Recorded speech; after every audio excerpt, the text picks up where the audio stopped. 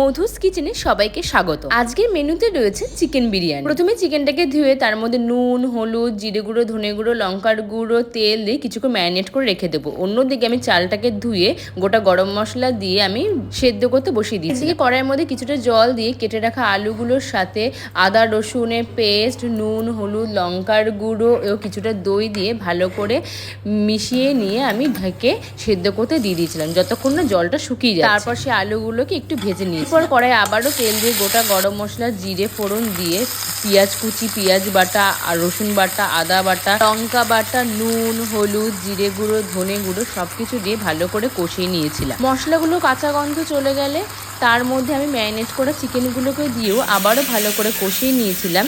কষানোর পর সামান্য একটু জল দিয়ে ফুটতে দিয়েছিলাম। একটু ফুটে গেলে তার মধ্যে কিছুটা বিরিয়ানি মশলা এবং সামান্য একটু আতর দিয়ে আবারও ভালো করে কষিয়ে নিতে হবে। কিন্তু রান্না হয়ে গেলে এক সাইডে নামিয়ে নেব। এরপর কিছুটা আমুল দুধের মধ্যে গোলাপ জল, কেওড়ার জল, আতর, কেশর দিয়ে একটা মিশ্রণ তৈরি করে এরপর হাঁড়ি বা গামলাতে ঘি ভালো করে মাখিয়ে নিতে হবে। তারপরে চিকেন দিয়ে তার উপরে রাইস দিয়ে একটা পর একটা আমি লেয়ার দিয়ে নিই। এখানে যে আমি একটা গুঁড়ো মশলা ব্যবহার করেছি এটা হচ্ছে রেডিমেড কেনা বিরিয়ানি মশলা। আপনারা চাইলে বাড়িতেও বানিয়ে নিতে পারেন। এরপর এইভাবে একটার পর একটা লেয়ার দিয়ে নিতে হবে। লেয়ার দেওয়া হয়ে গেলে ভালো করে ঢাকনা আটকে মিনিমাম 10 থেকে 15 মিনিট লো ফ্লেমে দম দিতে হবে। ব্যাস, আপনাদের রেডি বাড়ির তৈরি চিকেন বিরিয়ানি।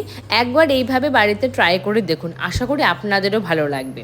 ততদিন ভালো থাকবেন, সুস্থ থাকবেন, মজাদার রান্না করে খেতে থাকবেন। আর এই রেসিপিটা আপনাদের কেমন লেগেছে জানাতে কিন্তু আমাকে ভুলবেন না।